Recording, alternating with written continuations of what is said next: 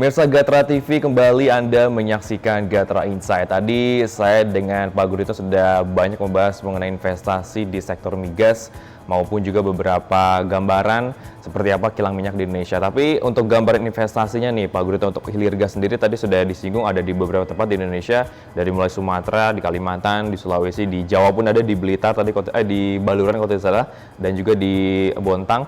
Dan kira-kira untuk gambarannya yang sekarang ini bisa Pak Gurito sampaikan juga kepada pemirsa Gatra TV, untuk hilir gas ini seperti apa nih Pak? Oke, kalau kita bicara soal hilir gas itu mungkin kita harus bicara soal jaringan gas. Jadi investasi di jaringan gas ini agak lumayan juga, dan itu memang pengembangannya arahnya ya. Itu memang ini jaringan gas itu lebih efektif, lebih efisien dalam hal pendistribusian ke masyarakat atau ke konsumen pengguna. Dan pemerintah itu ada target untuk sampai 4 tahun ke depan itu jumlahnya sangat bukan ambisius tapi itu sangat terukur gitu ya.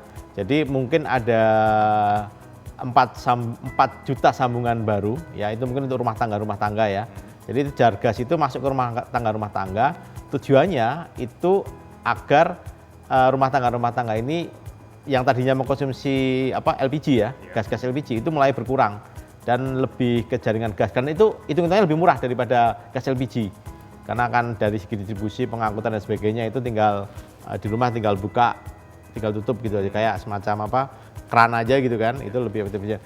Dan mungkin untuk mengurangi LPG itu penting karena sekarang ini hampir 60-70% bahan dari LPG sendiri itu masih dulu nggak import, tapi lama-kelamaan import. Jadi sejak ada penggantian dari minyak tanah ke gas LPG ya tahun 2003, 2004 sampai 2005 ya, dan itu berhasil juga ya program dari minyak tanah kita gantikan dengan gas yang lebih ramah lingkungan, lebih hijau dan sebagainya.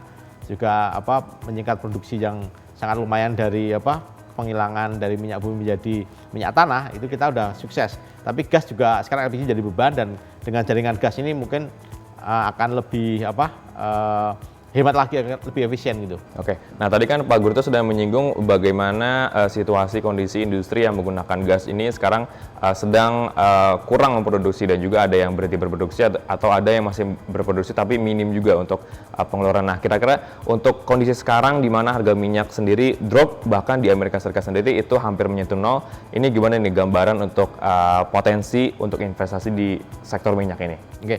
Kalau tadi kita bicara gas, kita sekarang beralih ke minyak lagi ya. Memang pertanyaan menarik ya ketika kita tanya sekarang kan setelah pandemi COVID-19 itu ya, itu kan mengganggu semua sektor ya, terutama produksi di sektor yang ada sentuhan fisik atau juga ada kumpul-kumpul, ada social distancing dan physical distancing, itu otomatis proyek-proyek industri pengolahan dan sebagainya yang menggunakan bahan bakar minyak itu otomatis tidak membutuhkan minyak lagi karena dia berhenti produksi atau dia menghentikan untuk sementara.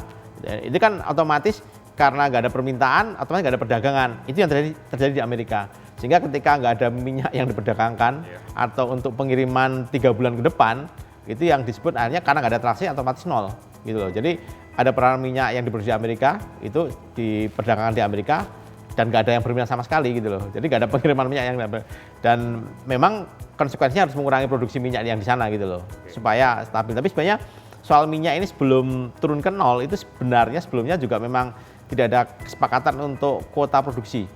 Jadi 2 produsen minyak besar yaitu Arab Saudi dan Rusia ya, itu nggak ada kesepakatan, sehingga harga minyak yang tadinya per dolarnya per barrelnya itu $60 itu turun jadi 40, 35 sampai sekarang 25 gitu loh kan, rata-rata itu.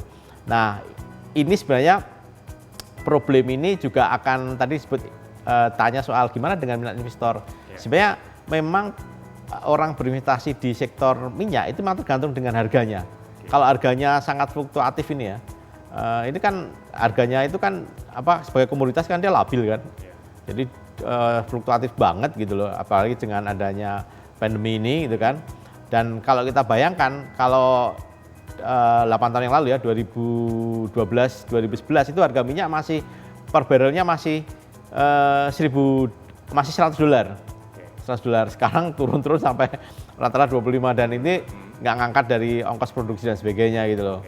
Dan mungkin kalau setelah kita tunggu aja setelah pandemi selesai dan sektor yang menggunakan minyak ya, transportasi, para wisata, industri, manufaktur dan sebagainya yang energinya itu digerakkan oleh minyak itu bergerak lagi, itu otomatis mungkin harga minyak akan naik, tapi juga harus disertai dengan pembatasan kuota produksi di tiap-tiap negara ya, negara penghasil dan pengekspor minyak. OPEC itu harus nggak ada ego-egoan, itu aja. Berarti memang masih ada investor, masih ada sedikit spekulasi juga ya Pak Gurito ya tentang harga minyak ini. Baik pemirsa Gatra TV, nanti sehabis jeda saya dan Pak Gurito akan masih membahas mengenai energi, tapi ini yang lebih sustainable lagi atau berkelanjutan lagi, proyek besar lagi, energi baru dan terbarukan. Jadi tetap di Gatra TV.